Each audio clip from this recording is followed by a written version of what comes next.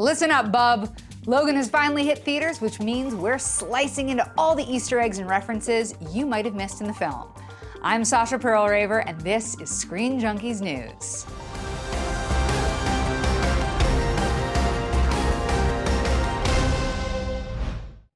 Before we start, it should go without saying that a spoiler warning is now fully in effect. Number 1, Old Man Logan. As many fans know, Logan is loosely based on the graphic novel Old Man Logan by Mark Millar. And while it's definitely loosely based on the Wolverine storyline, there are certain elements from the comic that made it to the big screen. For example, in Old Man Logan, it appears that X-Mansion is being attacked by an array of Marvel supervillains. In an attempt to protect the mutant students living there, Logan goes full berserker and kills all of the villains present. The only problem? It's all an elaborate illusion created by Mysterio to trick him.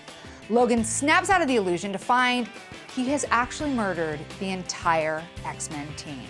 The film echoes this by dropping a few hints that the X-Men team are dead, and finally reveals that it was actually Professor Xavier who accidentally killed his beloved students via a psychic seizure in what is referred to as the Westchester incident. Westchester, of course, referencing Westchester County in New York, where the X-Mansion is located. Another fun nod to the graphic novel is the fact that Logan's healing factor is severely diminished. The difference being that in the graphic novel, it's because of his guilt over the murders of the X-Men, while in the film, his adamantium skeleton is slowly killing him. Oh, and this badass moment where Logan stabs his claws through a dude's skull, that is definitely lifted from a panel of the graphic novel. Number 2, Logan's license plate, WER112. At the beginning of the movie, Logan drives around in a limousine and essentially Ubers his way into obscurity. Fans may notice the license plate on his limo reads WER112. This is a possible reference to the Uncanny X-Men 112, wherein Magneto regresses the X-Men team to children. Number 3, James Howlett. In the movie, Logan goes by the name James Howlett, aka the most on-the-nose origin name of all time. We might as well have just called him James Crazy Rage Guy who turns into an X-Men one day. Fans know, of course, that this is actually his real name. You know, before all the adamantium skeleton, Weapon X, and Alkali business. Does this mean that Logan has uncovered his true history prior to the events of this movie? Number 4, Logan's dog tags and samurai sword. Here are 2 quick, easy ones for those unfamiliar with the X-Men universe. At one point in the movie, Logan is staring at a pair of dog tags. This is yet another reference to Alkali Lake and the Weapon X program. We also see a samurai sword hanging on his wall. The sword refers to both the character's various storylines and connections to Japan and James Mangold's other Wolvie film, The Wolverine. Number 5, Statue of Liberty. In the beginning of the movie, Professor Xavier is stricken with a degenerative mental condition which results in intense psychic seizures. This condition is kept under control by an array of medicine distributed to him by Logan and Caliban. While the medicine helps, it also causes him to endure episodes of delusion. He attempts to tell Logan of the young mutant that is waiting for him at the Statue of Liberty, which is actually the motel that Logan first meets Laura, aka X-23. However, Logan believes that Xavier is simply referring to the climactic events of the first X-Men movie. Number 6, Alkali-Transigen. The movie features the bitter and evil mad scientist Xander Rice.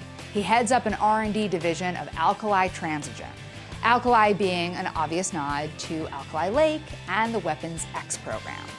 The company name is also a callback to the post-credit scene at the end of X-Men Apocalypse, where a vial of Logan's DNA is placed in a suitcase with the name Essex Corp on it. Mr. Sinister. Number 7, the new Caliban. While being interrogated by Donald Pierce regarding the whereabouts of Logan, Professor X, and Laura, Caliban, played by Stephen Merchant, remarks that Pierce is mistaking him for someone else. This is due to the fact that Merchant is the second actor to play Caliban. The character was featured in X-Men Apocalypse and was played by Thomas Lemarquis, whose vaguely European accent is quite different from Merchant's British accent. And one talks in the third person while the other is just a dude. Number 8, Uncanny X-Men 132. X-Men comics are featured in the movie, and while the artwork and panels were made specifically for the film, issue number 132 is featured and references a classic X-Men storyline. Set at the beginning of the Dark Phoenix saga, issue 132 sees the X-Men going up against the villainous Hellfire Club. And who is featured among the gang?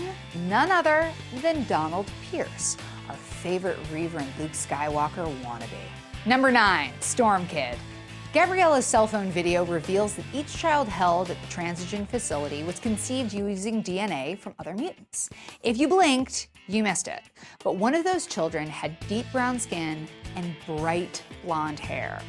Now, who does that sound like? That kid doesn't show up in North Dakota, so there's no way to confirm our suspicions, but it's very plausible that Storm's DNA found its way into the lab. Number 10, Christopher Bradley. While in hiding, Logan peruses the Alkali-Transigen case files in Laura's bag. He comes across the names of the individuals whose DNA were used to create the test subjects, like Laura, and one of the names is Christopher Bradley. This is in reference to the character from the comics, Maverick and Bolt. He's appeared in the series before, being portrayed by Dominic Moynihan in X-Men Origins Wolverine. Oh, I'm sorry. We made you remember that one. Sorry. Number 11, New Mutants. Richter, Bobby, Rebecca, Delilah, Charlotte.